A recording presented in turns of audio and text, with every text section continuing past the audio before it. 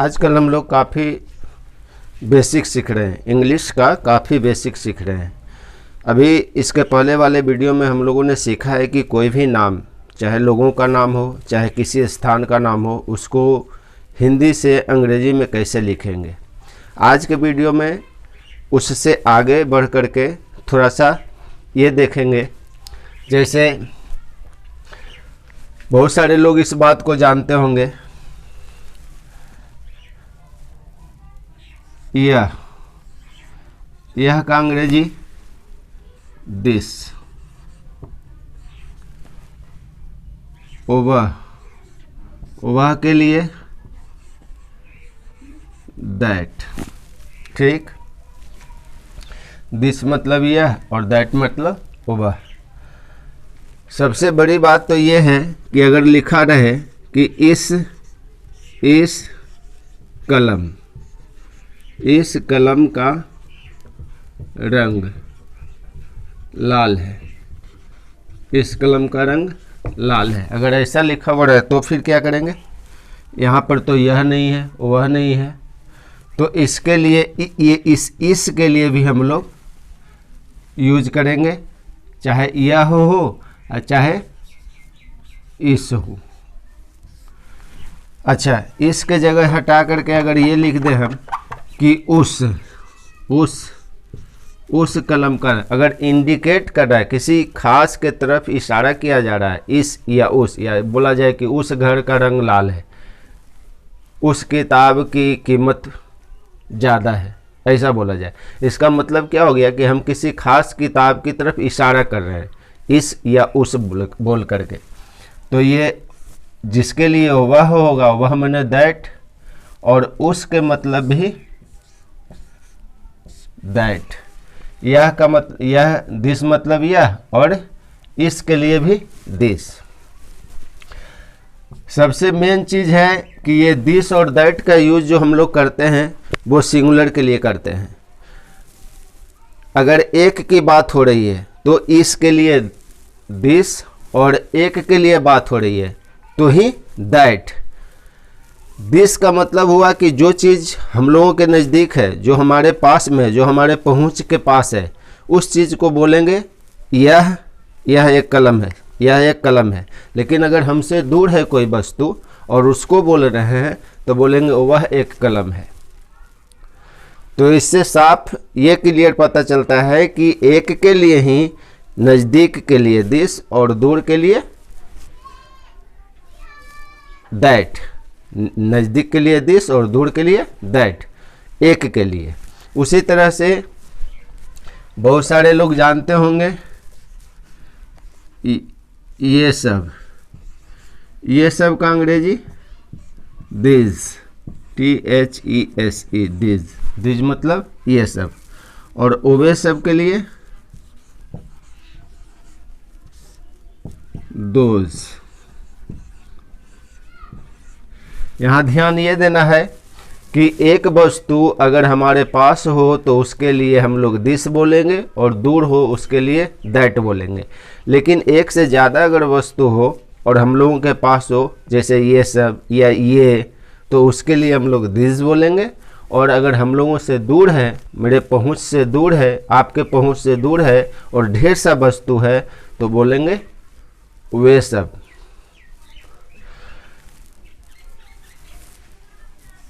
इस जैसे यहाँ पे दिस, यह के लिए दिस और इस के लिए दिस लिखे, उसी तरह से ये सब में कभी कभी होगा क्या कि आपके पास ढेर सा चीज़ रहेगा, जैसे ढेर सा किताब है आपके पास में रखा हुआ है, आप उसको बोलेंगे कि इन किताबों का कीमत बहुत कम है, इन किताबों का कीमत बहुत कम है। तो आपने जिन किताबों के बारे में बोला, ये सब तो नहीं बोला ये सब किताबों की कीमत, सीधे बोल दिया इन किताबों की कीमत काफ़ी कम है।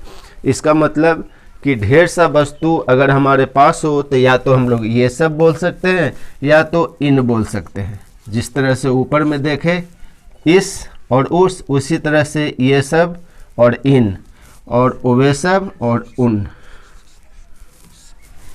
या वे भी बोल सकते हैं, ये भी बोल सकते हैं। अब ये तो हो गई दिस, दैट, दिस, दोज। और कुछ चीज़ें हैं, इसको पहले मिटा देते हैं। आइए अब इसको समझ लेते हैं। हम लोग अक्सर सुनते हैं कि मेरा कलम, मेरी गाय, आपका किताब, आपकी भैंस, तेरा दोस्त, तेरी बहन, उसका घर, उसकी माँ, इस तरह की बात सुन रहे हैं।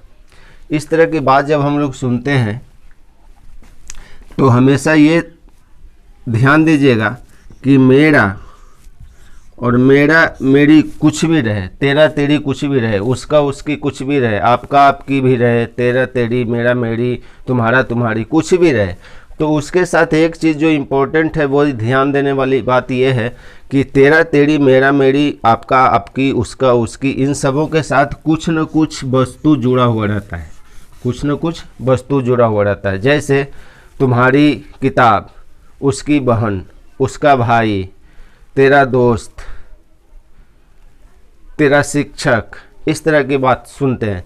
तो इस तरह की बात सुनते हैं तो इतना भी आप लोगों ने क्या देखा कि जो भी रहता है उसके साथ कोई ना कोई वस्तु जुड़ा हुआ रहता है। जब हम लोग इसका अंग्रेजी लिखते हैं तो इसी तरह से लिखते हैं, जैसे मेरा मेरी, और ये अकेले नहीं आएगा। जब अकेले आएगा उसके बारे में भी चर्चा करेंगे।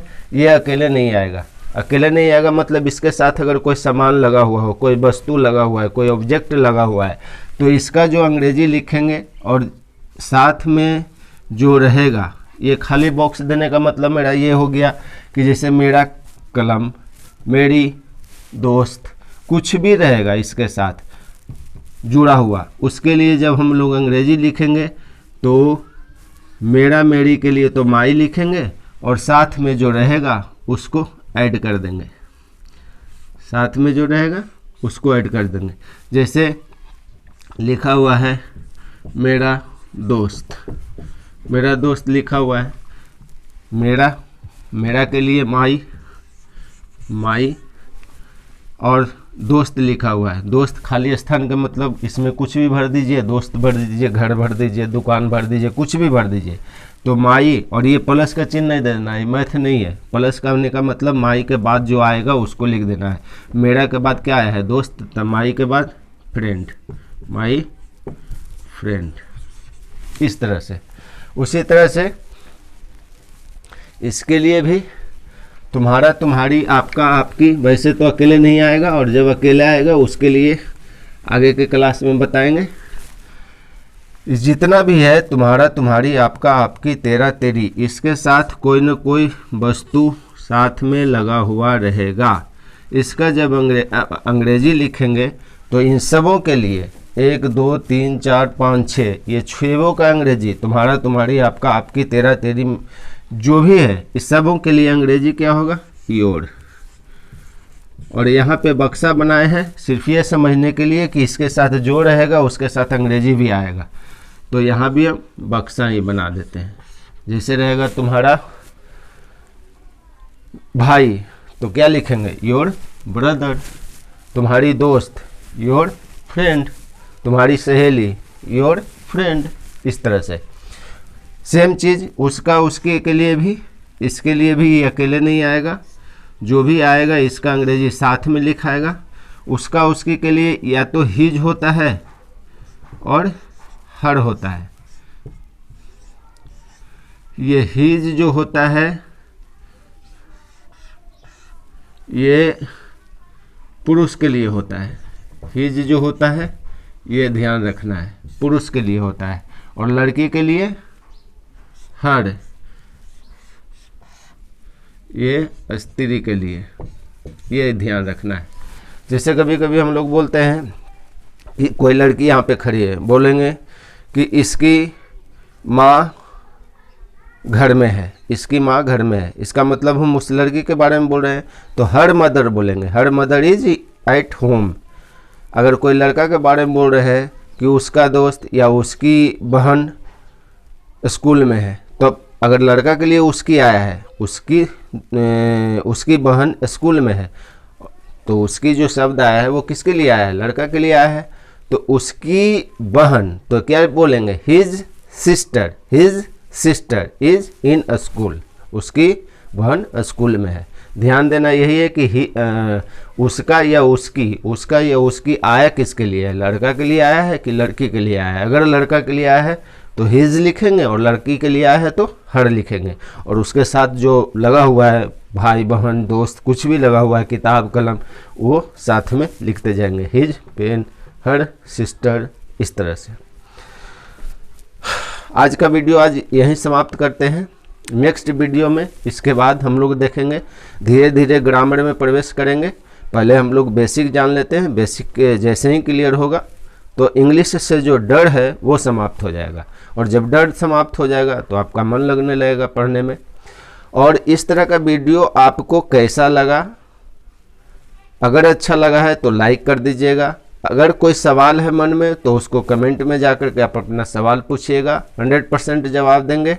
और अगर आपको अच्छा लगा है, चाहते हैं कि इस तरह के वीडियो आपको मिलते रहे, तो आप चैनल को सब्सक्राइब कर लीजिएगा। सब्सक्राइब करने से ये होगा कि कोई भी वीडियो इस चैनल पे अपलोड करेंगे तो वो आपको पता चल जाएगा। बहुत बहुत धन्यवाद अभी तक वीडियो में बने रहने के लिए। जय हिंद।